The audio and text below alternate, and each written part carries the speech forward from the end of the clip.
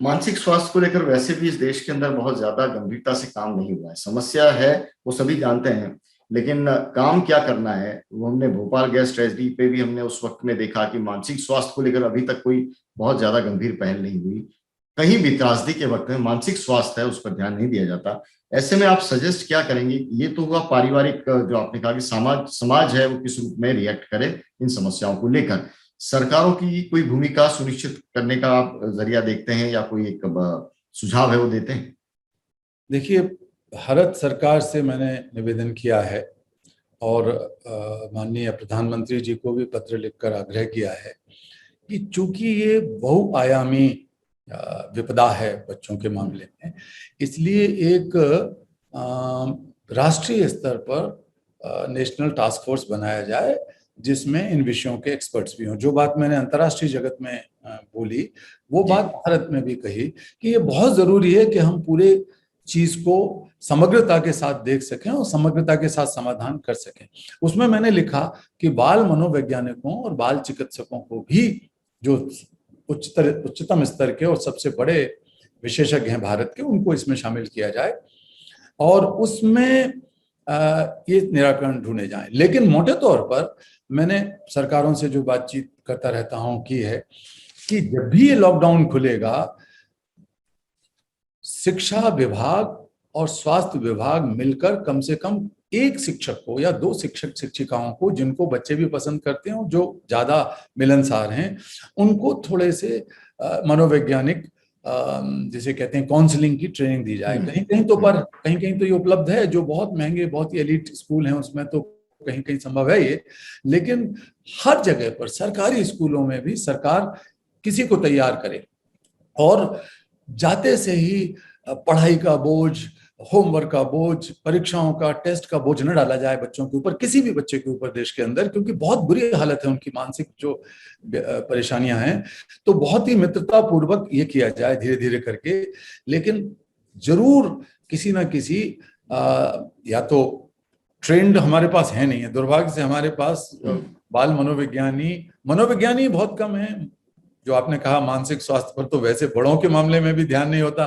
फिर एक और मुसीबत ये कि हमारे यहाँ उसको एक सोशल टैबू माना जाता है, एक शर्म की बात मानी जाती है, बताते नहीं हैं लोग या समझते हैं कि हमें पागल मान लिया जाता है जब कोई मानसिक स्वास्थ्य की बात चलती है। तो बच्चों के मामले में हमें बाल मनोचिकित्सकों को या बाल मनोवैज्ञानिकों को ट्रेन करके तैयार करके रखना चाहिए, नहीं तो इसके बहुत ही दूरगामी दुष्परिणाम निकलेंगे।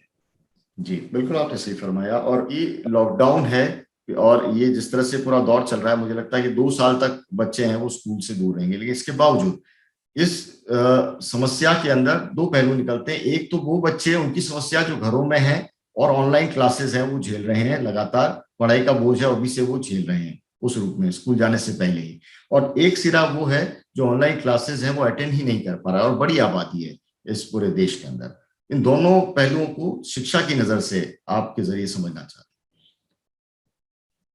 जिन बच्चों को ये सुविधाएं उपलब्ध नहीं है, पूरे देश की ये कोशिश होना चाहिए, न केवल सरकारों की बल्कि समाज के हर तबके की, गैर सरकारी संगठनों की भी, और खासकर जो फिलैंथ्रोपिस्ट हैं, जो उद्योग जगत के लोग हैं, कॉर्पोरेट जगत के लोग हैं, कि ये जो जिसे हम डिजिटल डिवाइड कहते हैं या जिसे दूरी कहते हैं, इस दूरी को पाटने का काम पूरा करें।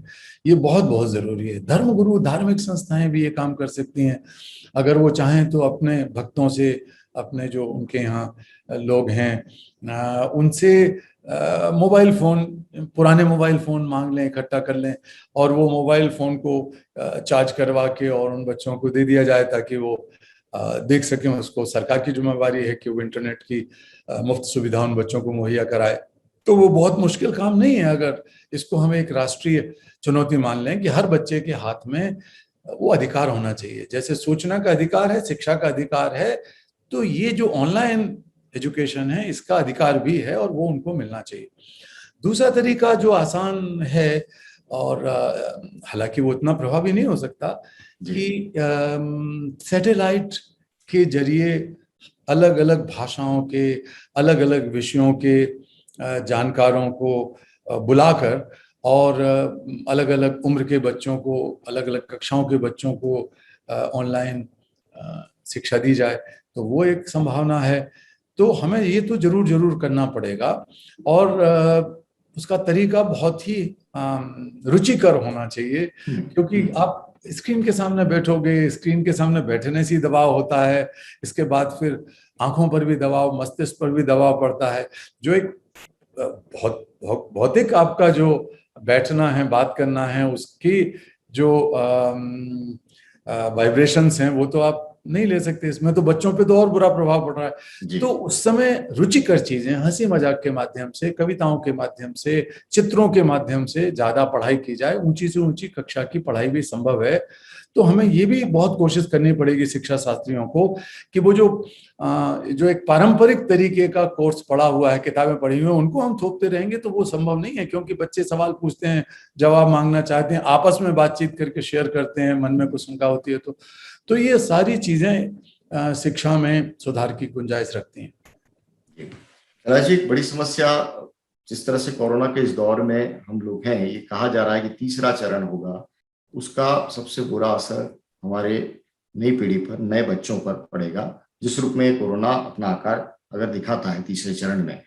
तो ऐसे में उन बच्चों को स्वास्थ्य की गारंटी कैसे मिले? बच्चों पर असर पड़ेगा तो उनका कैसे इलाज होगा? ये जब मैं सवाल पूछ रहा हूं, मेरे जहन में गांव के अंदर बैठा हुआ वो बच्चा है जिनके परिवार को स्वास्थ्य सुविधा उस रूप में उपलब्ध नहीं है, और ऐसे में उन बच्चों को कैसे प्रोटेक्ट करेंगे, इसको लेकर आप क्या सजेशन है वो देना चाहेंगे सरकार? विशाल जी, ये अचानक आई हुई आपदा थी, इसलिए पहले हमारी तैयारी नहीं थी। दूसरी लहर में और ज्यादा तैयारी की गुंजाइश थी, इसको कोई अस्वीकार नहीं करेगा।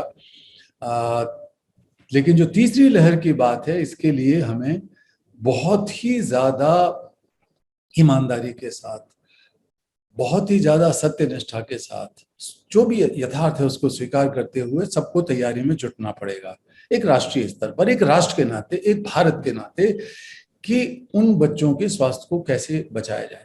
अगर ये जो आशंकाएं व्यक्त की जा रही हैं ऐसा होता है तो बहुत खौफनाक होगा, क्योंकि अगर उस बच्चे को होता है तो फिर पूरे परिवार को हो जाएगा, क्योंकि माँ तो बच्चे से अलग नहीं रह पाएगी। 2 साल 3 साल के बच्चे को खाना भी खिलाना पड़ता है, उस बुखार आएगा या कुछ और होगा तो उसको हिफाजत करनी, तो पूरे परिवार में फैलेगा।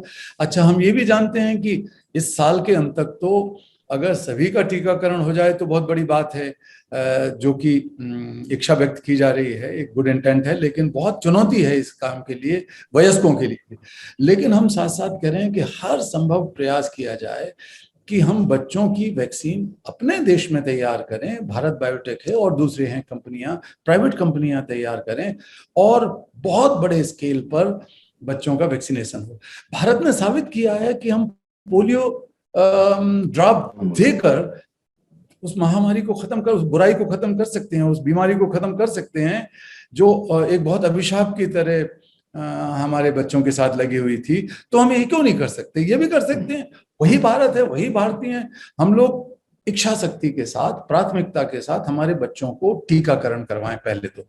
चूंकि हम सब लोग देख रहे हैं कि स्वास्थ्य के तंत्र को मजबूत बनाना जरूरी है, और ज्यादा संसाधन उसमें लगाने पड़ेंगे, ज्यादा एक जिम्मेवारी के साथ सबको जुटना पड़ेगा। तो इसी नाते मैंने सरकार से मांग की है, माननीय प्रधानमंत्री जी को पत्र लिखकर मांग की है, और इसके साथ साथ देश के प्रत्येक सांसद को मैंने पत्र लिखा है पिछले 2 दिनों में, और बहुतों के जवाब भी आने लगे हैं। और मांग ये है कि स्वास्थ्य को संवैधानिक अधिकार का दर्जा दिया जाए। शिक्षा पहले संवैधानिक अधिकार का दर्जा नहीं थी। मेरे जैसे कुछ सिरफिरे लोगों ने सोचा कि हम संविधान में संशोधन कराकर ही दम लेंगे, और धन्यवाद है आदरणीय तत्कालीन प्रधानमंत्री अटल बिहारी वाजपेयी जी का, और अपोजिशन की लीडर सोनिया गांधी जी थी उनका भी, कि सभी लोगों ने मिलकर संविधान में संशोधन करके शिक्षा को मौलिक अधिकार बनाया, बाद में कानून बना, और उसका परिणाम बहुत अच्छा हमें देखने को मिल रहा है। जितनी प्रगति पिछले 10-15 सालों में हो गई है मौलिक अधिकार बनने के बाद शिक्षा के क्षेत्र में, वो पहले नहीं हो रही थी। इसी तरह अगर स्वास्थ्य को हम लोग मौलिक अधिकार बनाते हैं अपने देश में, तो पूरे के पूरे स्वास्थ्य तंत्र को मजबूत किया जा सकता है। और लोगों में जो निराशा सी छा रही है, बहुत डर छा रहा है, अनिश्चित चित्त छा रही है, भय लग रहा है, इस सबसे निजात पाके एक बहुत बड़ी सकारात्मक पहल हो पाएगी, जहां लोग भरोसा करेंगे कि ये स्वास्थ्य मेरा मौलिक अधिकार है। और अभी हमने देखा है कि कहीं कहीं पर बहुत कुछ लोगों ने इस मौके का बहुत फायदा उठाया गलत तरीके से, और अस्पतालों में बेड बहुत महंगी कीमतों पर दिए गए, या ये जो वेंटिलेटर्स वगैरह हैं, वो तो उसमें तो इतनी लुटाई हुई कि लाखों लाखों के बिल बन गए लोगों के। ऑक्सीजन का पैसा अलग से, दवाई का अलग से, डॉक्टर का अलग से, इतनी लूट हुई है कई जगह पर। एक तरफ तो डॉक्टर लोग अपने जीवन का बलिदान करके रोगियों को बचा रहे थे, और दूसरी तरफ कुछ लुटेरे लूटने में भी लगे थे। तो अगर ये मौलिक अधिकार बनता है तो हम इससे निजात पाएंगे, और जो जन स्वास्थ्य का जो पूरा का पूरा ढांचा है देश का, वो सबके लिए और मजबूत हो पाएगा। दूसरी बात मैं कह रहा हूं कि ये जो जितने भी ग्रामीण स्वास्थ्य केंद्र हैं, ये तो कई तो बिल्कुल खराब पड़े हैं, कहीं भैंसें गोबर कर रही हैं, कहीं कुछ और काम हो रहा है, दुकान चला रखी है किसी ने, बच्चे ताश खेल रहे हैं, बड़े बूढ़े लोग ताश खेल रहे हैं बैठकर, ये सब हम देखते हैं चित्र। लेकिन हमें सभी लोगों को, खासकर ग्रामवासियों को, ये करना चाहिए कि गांव का स्कूल या गांव का स्वास्थ्य केंद्र या गांव पंचायत के भवन को साफ सुथरा करके कम से कम एक बड़ा हॉल बच्चों के लिए अभी से सुरक्षित रखा जाए। उसमें ऑक्सीजन जरूर हो, उसमें वो दवाइयां हों जो जरूरी हैं, बुनियादी दवाइयां।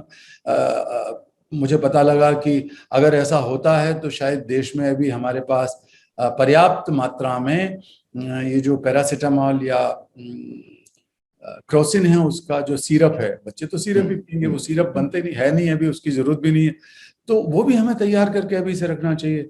और मैं तो ये मांग कर चुका हूं, मैंने प्रधानमंत्री जी की चिट्ठी में भी कहा कि हर जिले में एक अस्पताल बच्चों के लिए डेडिकेटेड हो, जिसमें बाल रोग विशेषज्ञ हों, और जो कोरोना से जूझ रहे हैं डॉक्टर नर्सेज वगैरह, उसके विशेषज्ञों को उसमें रखा जाए। और मान लीजिए, ईश्वर करे हम सबका अगर प्रयास रहे तो तीसरी लहर आई ना, या आए तो बहुत कम तीव्रता की आए, तब भी अगर एक जिले में बच्चों के लिए एक समर्पित अस्पताल होगा तो हमारा जो स्वास्थ्य तंत्र है वो मजबूत होगा। समाज में भी भरोसा जागेगा कि हमारे बच्चों को हम एक जगह ले जा सकते हैं, सरकारी अस्पताल में, जहां मुफ्त में अच्छा इलाज मिल सकता है, अच्छे डॉक्टर वहां बैठते हैं। तो एक डेडिकेटेड अस्पताल हर जिले में बच्चों के लिए बने, जिसमें पर्याप्त मात्रा में बेड और ऑक्सीजन की सारी सुविधाएं हों।